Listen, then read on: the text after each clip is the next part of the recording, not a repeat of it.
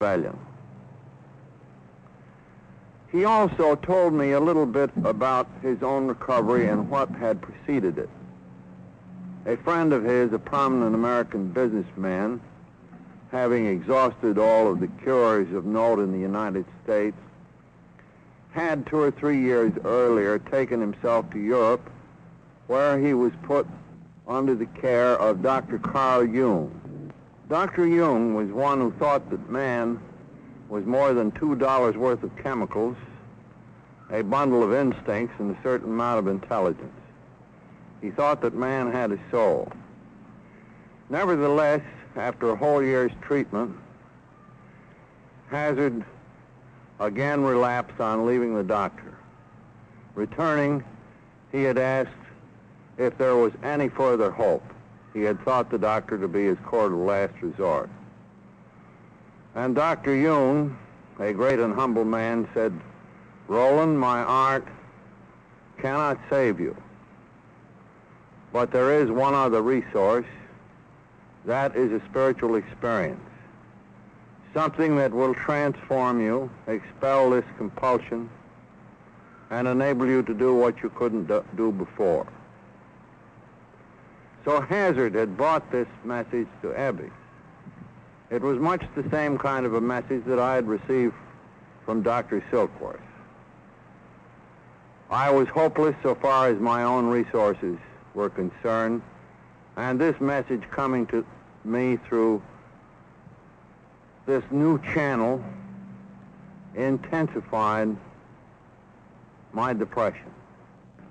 Now again, I must make the point that on his second visit, Ebbe made no attempt to evangelize me. He just stuck to his own story, and then when this was finished, he took his departure. When he went, I sunk into the most unbearable depression that I had ever known. I suppose that momentarily at least, the last vestige of my prideful obstinacy was crushed out. I was just a child, crying alone, very alone, in the dark. For the extremity of this agony, I can find no words. And then I remember crying out, "If there is a God, will he show himself?" And then came the miracle, the great central experience of my whole life. The room instantly lit up in a blinding glare of white light. I was seized by an ecstasy such as I had never known. It seemed to me that I then stood on a mountaintop where a great clean wind was blowing. I thought to myself, but this is not air, this is spirit. This is the God of the preacher.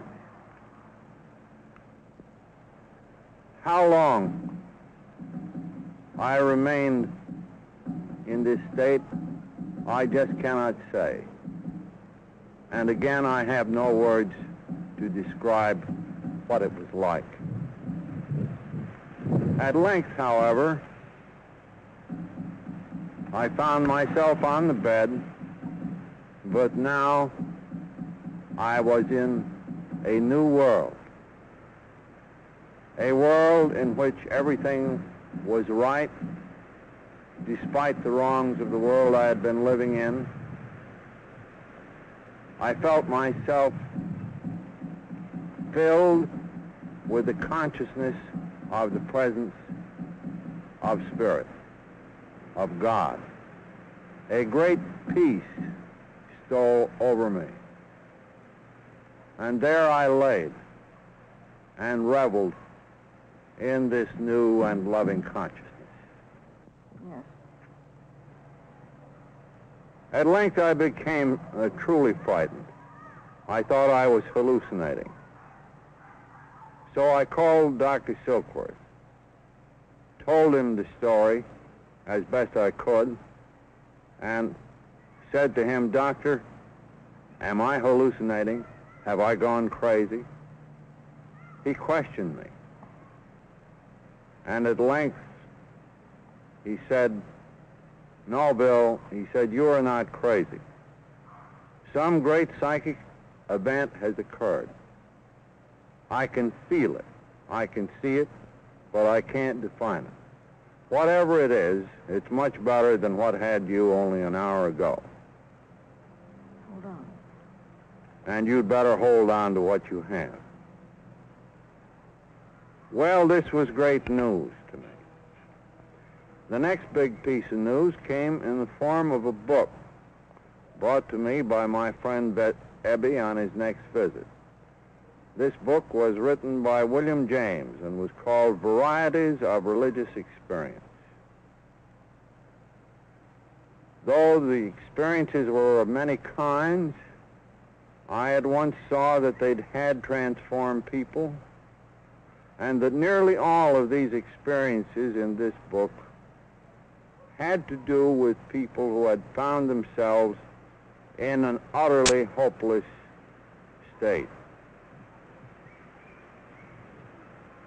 A state of mind or existence where there was no way around, under, or over. Well, this was what had happened to me. And in this book I found experiences similar to my own. And best of all, the great William James thought that these experiences had objective reality. Following the reading of this book, there came to me a vision of a chain reaction among alcoholics,